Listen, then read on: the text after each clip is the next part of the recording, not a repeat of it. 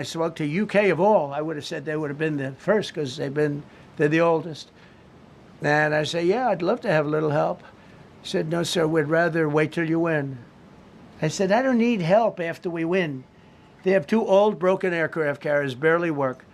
I said, I guess we can use them. Who the hell knows? I called the general. He didn't even want them. He said, we don't really need them. We got the SS Abraham Lincoln, sir. We don't need them.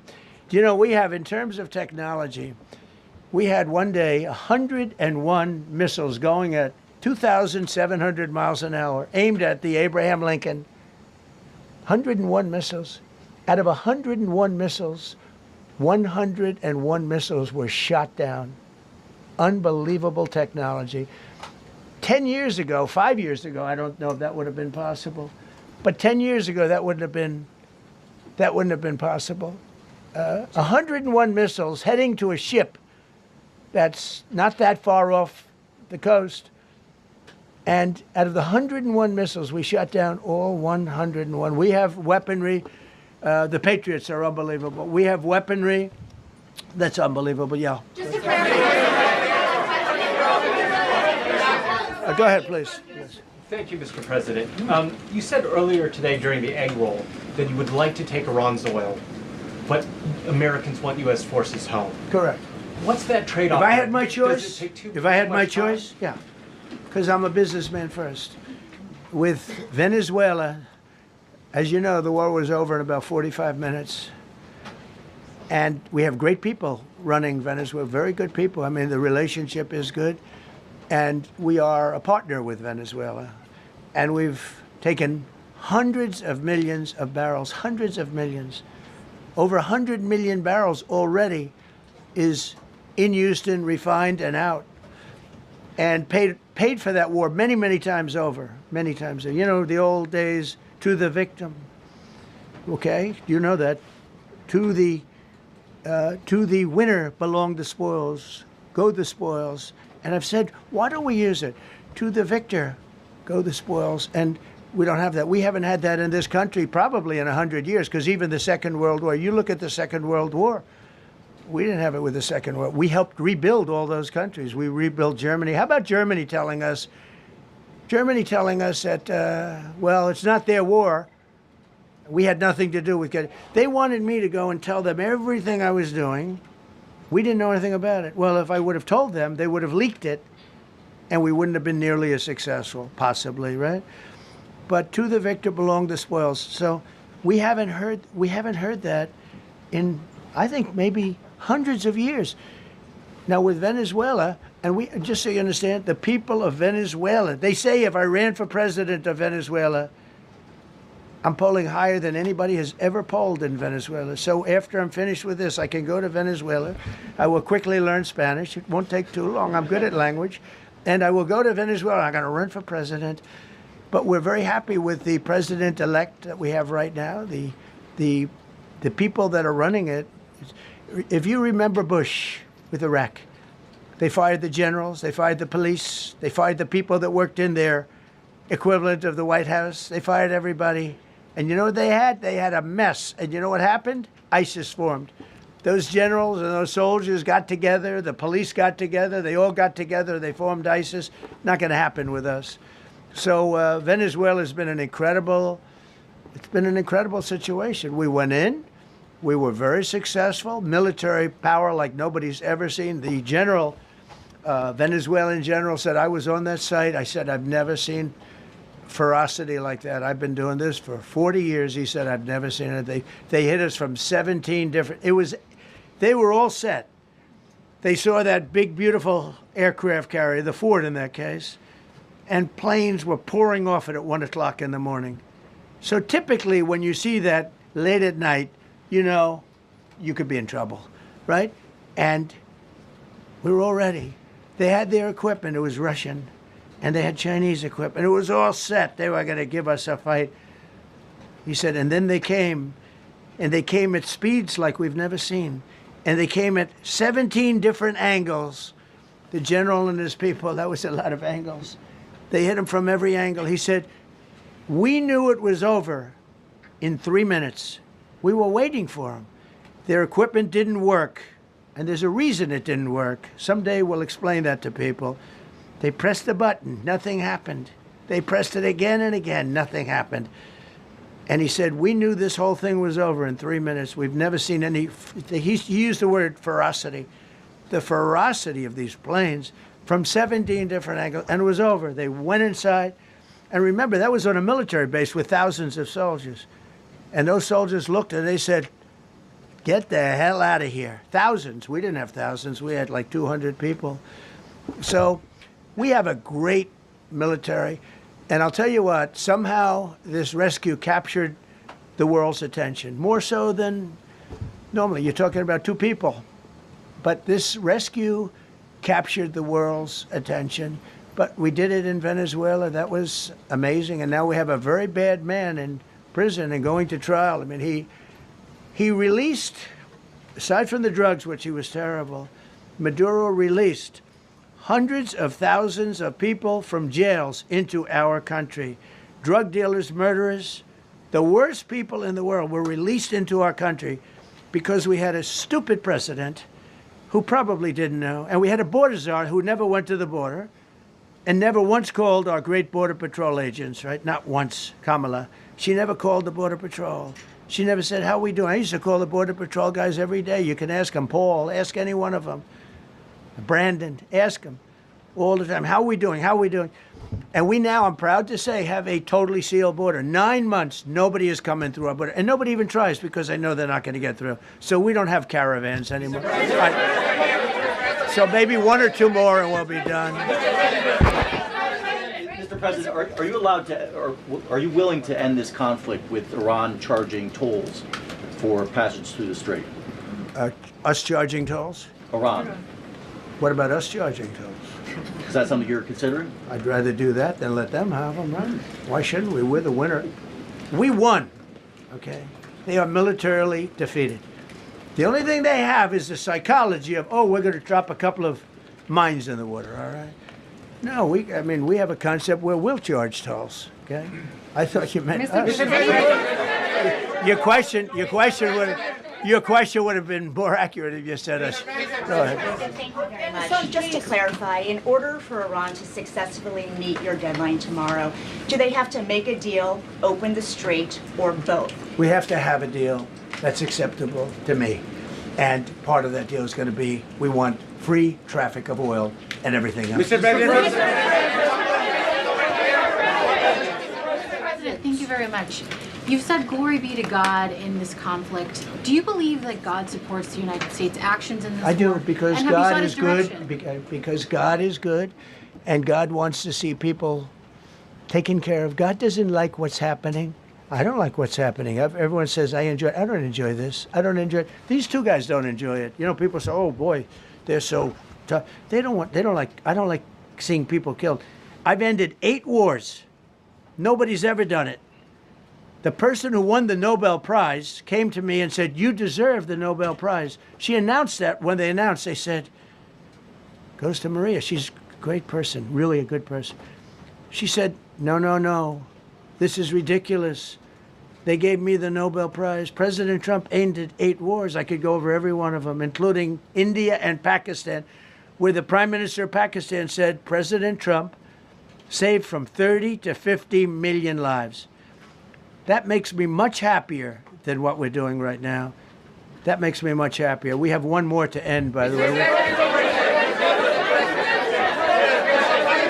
Okay. President, you called yesterday in your Truth Social, you called the Iranians crazy bastards. True. What is your response to critics who say that I don't care about critics. What is your response to critics who say that it is your mental health that should perhaps be examined as this war continues? I haven't heard that. But if that's the case, you're going to have more people like me, because our country was being ripped off on trade, on everything for many years until I came along. So if that's the case, you're going to have more people. Dasha, go ahead. Dasha, go. You said that very little is off limits in Iran as far as targeting, Yeah. including power plants, bridges, you've mentioned those. Very little is off limits. Are there certain kinds of civilian targets, though? I'm thinking schools I don't want or to tell you hospitals that. that you I don't want would to say tell you is that. off- We have a plan, because of the power of our military, where every bridge in Iran will be decimated by 12 o'clock tomorrow night, where every power plant in Iran will be out of business, burning, exploding, and never to be used again. I mean, complete demolition by 12 o'clock. And it'll happen over a period of 4 hours if we wanted to. We don't want that to happen. We may even get involved with helping them rebuild their nation. And you know what? If that's the case, the last thing we want to do is start with power plants, which are among the most expensive thing, and bridges. You saw the bridge. The bridge went. We were very close to a deal. And then I got a call from Mr. Witkoff, Mr. Kushner, and JD saying, I think they're breaking the deal. I said, tell them that's okay. Don't worry about it. But tell them to look out their window and watch. And within 45 minutes, I gave the order to knock out the biggest bridge. I gave the order, knock out the biggest bridge in, I believe, the Middle East, but the biggest bridge in Iran. And within 10 minutes after I gave that order, that bridge was over. So do I want to do that? No. Do I want to destroy their infrastructure? No. It will take them 100 years to rebuild. Right now, if we left today, it would take them 20 years to rebuild their country, and it would never be as good as it was. And the only way they're going to be able to rebuild their country is to utilize the genius of the United States of America. You voiced your displeasure with NATO in the past. Is there a danger to the U.S. not being the de facto of the leader of the alliance, and then other powers within the alliance then getting the decision making when it comes to wars and nuclear weapons? No, it's not a danger. Look, we went to NATO. I didn't ask very strongly. I just said, hey, if you want to help, great. No, we will not help. I said, that's all right. You don't want to help? Because I've always said NATO's a paper tiger. See, NATO's a paper tiger. Putin's not afraid of NATO. Putin's afraid of us, very afraid of us. And he's explained it to me a lot of times. I got to know him very well. I know him very well. NATO's a paper tiger. NATO is us. And when we needed them, we didn't need them, by the way. We didn't need them, obviously, because they haven't helped at all. Just the opposite. They've actually gone out of their way not to help. They didn't even want to give us landing strips. He's great. And Pete, all I can say is that he was treated very unfairly. And now those same people that treated him unfairly, that fought against him, they called me up saying, what a great choice he was. They said, well, what happened during his nomination? What happened to you? I'm telling you, people that were not for him, senators, friends of mine, sir, I don't think you're doing the right thing. Now they're calling me up. What a choice. These two guys are fantastic. And John Ratcliffe was incredible. It was actually their genius that called us he was 40 miles away. And he said, we're seeing something moving up in the mountain. This is at night. And they kept the camera on him for 45 minutes. He wasn't moving. And they said, probably wrong, but we're seeing something moving. This is a vast mountain, vast, thick, with bushes, trees. He said, we see something moving 40 miles away. It was the head of a human being, I'm telling you, it's moving. And then all of a sudden, 45 minutes later, he moved a lot. He stood up, and they said, we have him. And that was really the beginning of something incredible. We had an idea where he was, but not specifically. It's a big mountain. So I want to thank the CIA, too. I don't think they get enough credit for the great job they've done. Yes, please. Yes. Thank you very much, Mr. President, for this great opportunity. Country, it has super army. You make a difference, Mr. President. Thank you for your greatest leadership. Thank you. I have two quick questions, Mr. President. What was your reaction when you learned that Kurdistan region had resumed exporting oil to the international market with your support as United States of America? Well, I expected that. We've gotten along with the Kurds for a long time, so I expected that. Another question, what would be your reaction if the Iranian people rise up against their regime during a case fire, Mr. President? Well, they should do it, but again, the consequences are great. I mean, they were told if you protest, you will be shot immediately. You saw what happened to the young wrestler. He was a great champion, by the way. He was a great wrestler, one of the top in the world. And he and his two friends were hung.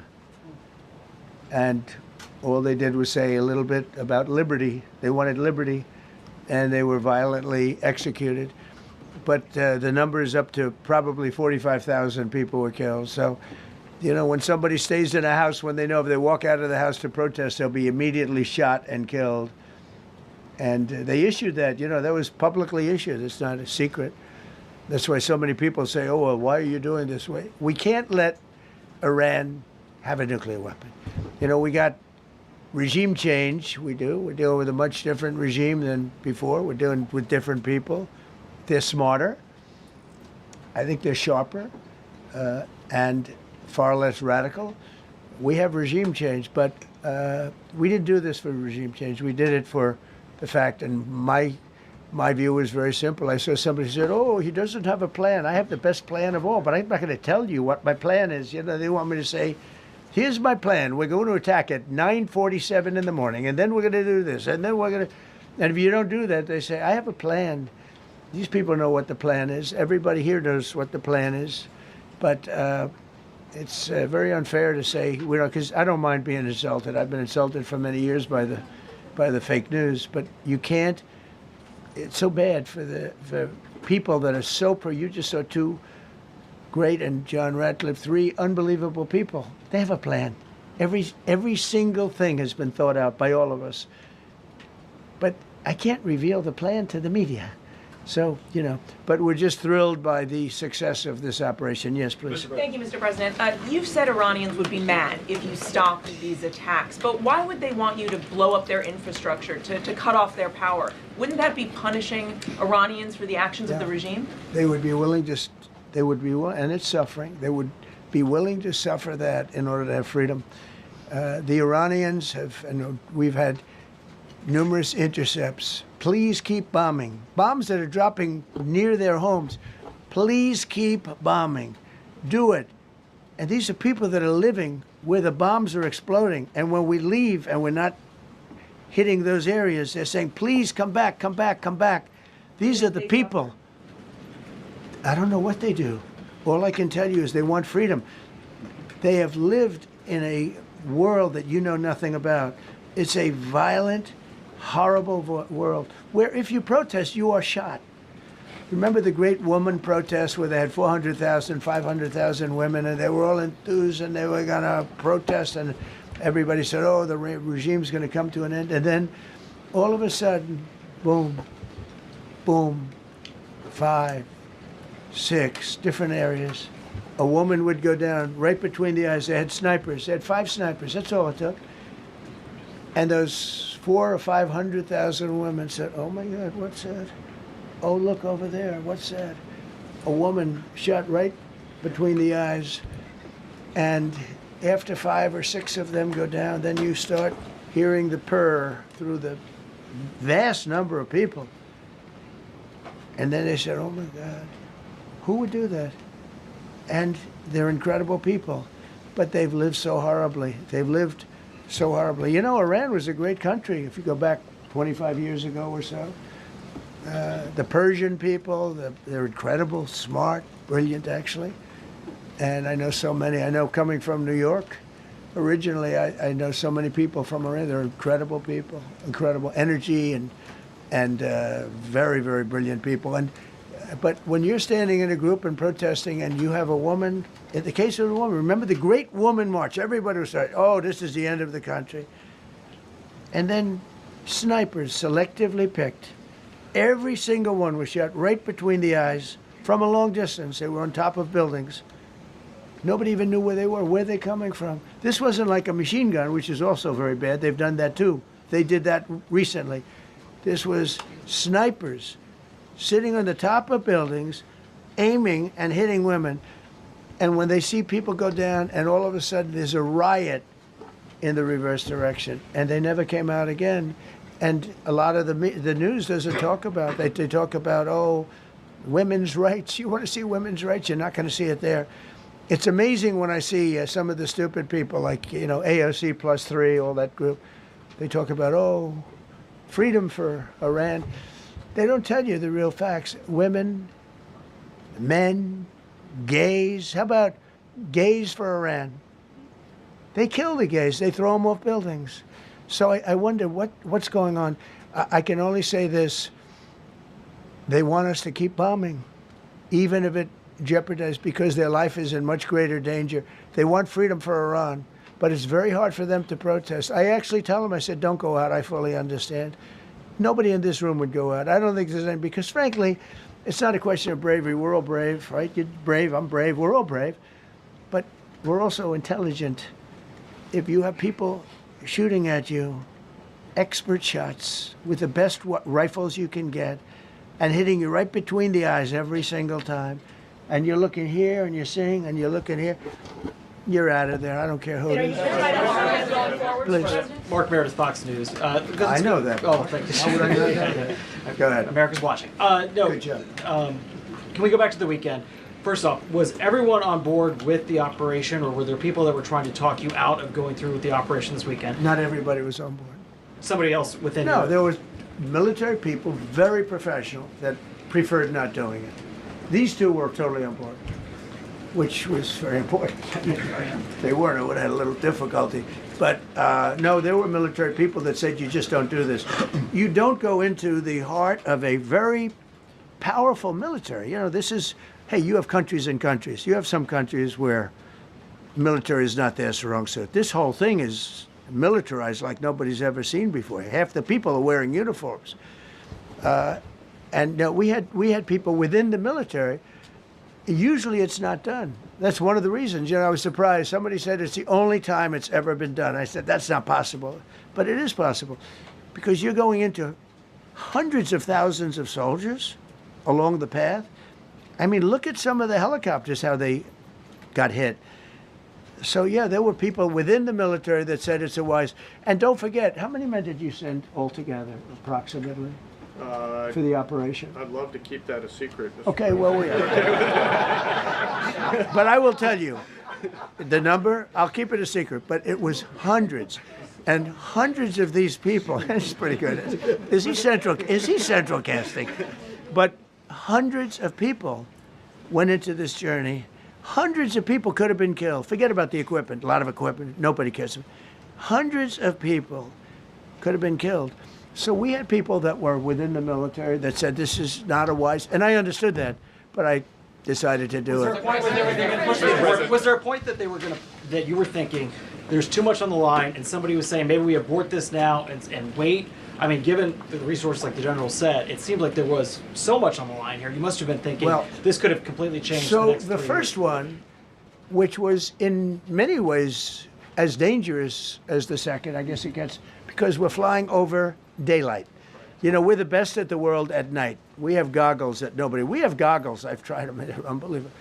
I see better with the goggles at night than I see without them during daylight. I mean, daylight today, we have a beautiful day. You see just as well with goggles. In many ways, it's enhanced. So we have the best in the world. So it's much safer for us to do it at night, whereas other people, no other country has that capability. They don't have that particular piece of equipment like we do. But when I was told flying and in daylight, I think we flew 7 hours over Iran, and that's a long time, over unbelievably hostile territory, where they have nothing but weapons. We took out their anti-aircraft, which is great. We took out their radar, which is great. We took out a lot, but they still have, what hit this one was a handheld shoulder missile, heat-seeking missile. So it's not like, they're totally whatever. And they had probably a little luck, because you got to get lucky. But they shot it, and it got sucked in right by the engine. But these guys were out of there. They were great. Their timing was great. But no, I was told that this is a very dangerous mission. I understand. They didn't say it's a foolish mission. They said, we're going to be sacrificing hundreds of people do this. You have tankers that are flying over this area so that because the flight was so long, they had to refuel. It's a very dangerous mission. I just felt it was worth it. If you would have told me that we would have been successful, gotten both, and nobody was even essentially injured, I would have said that would be impossible. Yeah, please. Mr. President, thank you very much. Thank you, sir. We'll come back to you. Okay, thank you. Given that you are now dealing, you say, with a more reasonable, less extreme leadership in Iran, what does that mean for the protesters, for the human rights movement in that country after this conflict? Well, I What's think your positive. expectation? Yeah, if they assume control, if we do something and they assume control, I think it's very positive, a big step. I don't think you'd see the radicalization that you have seen in the last. Look what happened. I mean, women are being executed because they're not properly clothed, they say. They're not properly clothed, and they execute the women. They shoot them right on the street. No, you have a much different group of people. Now, I'm not saying we are dealing with them. Essentially, they have till 8 o'clock tomorrow night, Eastern time. But we are dealing with them. I think it's going well. Mr. Witkoff is here, and JD's involved in the dealing. Mr. Witkoff is sitting right here, and I think it's going fine, but we'll have to see. You have to understand, we've been dealing with these people for 47 years. I'm standing here with a much more powerful Iran as of a month ago, not anymore. Right now, they are decapitated. But I'm standing here a month ago with a much more powerful Iran than it was at any point during 47 years. This should have been handled by 7 presidents, a lot of presidents. And those presidents are saying now, every one of them to their friends, we should have done this a long time ago. So it's not something I like doing. It's very dangerous, and we're getting them at the height of their strength. If I didn't terminate the Barack Hussein Obama Iran nuclear deal, they would have had don't forget, that was a path to a nuclear weapon. Remember this. He chose Iran over Israel, pure and simple.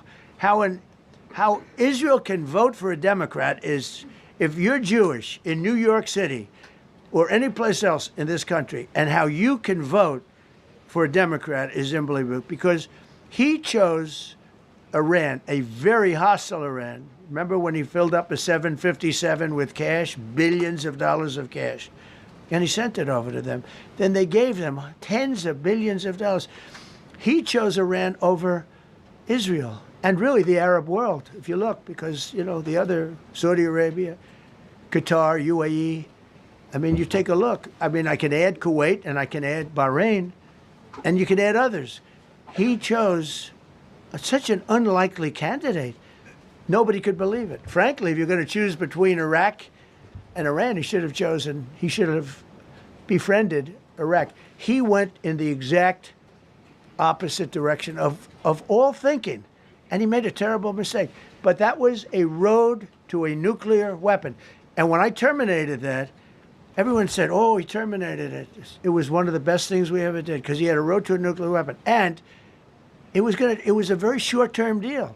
You know, countries don't do 10-year deals. Countries do hundreds of years. You don't do a 10-year deal. For a country, this isn't, you're a landlord and you're renting a store on a certain street and you give somebody a 5-year or a 10-year lease. This is a country. It was a short-term deal. It was ready to expire. I terminated it before it expired. Took a lot of heat, and it was one of the best things I ever did, because he would have had a nuclear weapon. Then he would have had another nuclear weapon, had those beautiful B-2 bombers not gone in 8 months ago and obliterated that site. And by the way, the word is obliteration. CNN said, well, maybe it wasn't complete. It was so complete that they still haven't been able to get it.